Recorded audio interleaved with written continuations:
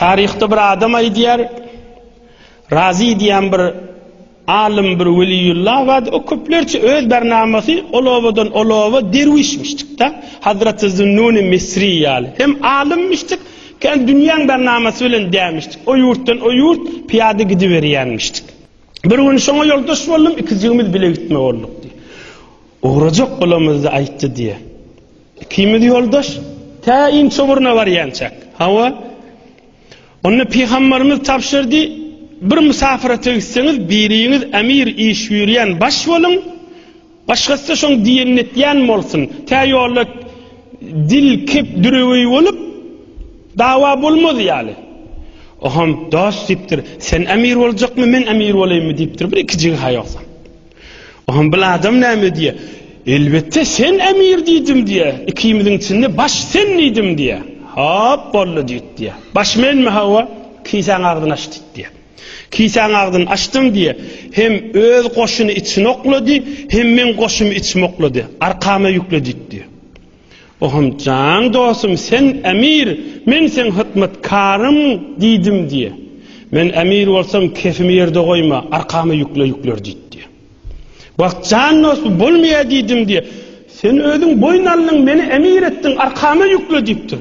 Arkasyna yükledi we men utançly bolup ogradym diýe. Yolla yağın yağdı diye. Dinlen bir nurlu kefil.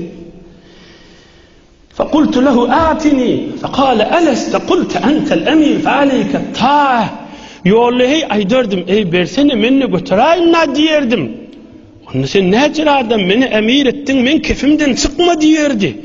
Nagat kovadım bula. Ne beyle bula kovadım. Ne beyle bula kovadım. Ne beyle bula kovadım. İzin dinle hadir bir arada bir hayır dua edeyli. Hudaya şükürcünlerin hormatına bizim iyiliğimizin içinde de kovu adamlar dörep dursun. Yolla yağın yağdı diyor. Fevakafe aleyhi ve aleyhi kese. Bir doğanı vardı, mata bir parça doğanı vardı, yolla yağın yağdı diye. Otur diye. Diyenime oturdum diye. Üstümde avlanıp durdu, yağın nur yansa sana yağın değmesin diye. Can olsun beytme men utan bir yere girdim. Sen ne emirin diyen etmeyen gitti. Ve ana jalis yemna'u annil matar. Fekuntu aqulu fi nefsi ya leyteni mittu. Hudaya ölüp dinsedim dedim diye mun etip beren yaxşılığından dedim diye. Yere git baryanne. Bana yağın din yansa üstünde duracak diye feyiz sakladı diye. Doğanın eterinde sakladı diye. Sana yağın ne verecek gelmen diye. Velilik makamına bak, velilik makamına kadamatan bular. Yine bizde fakat sözlerlerde, söz anlatacak, kadam adallar bular. Hay meydana girip amal ederler de. Hay meydana girip amal eder. İkicilemiştik, oğrun edeni işi. Tarihte yalfırlaptı. Bari yalfırlamasın. Fereştelerin nazarına yalfırlaptı. Ama mahşer meydanına yalfırlayacak.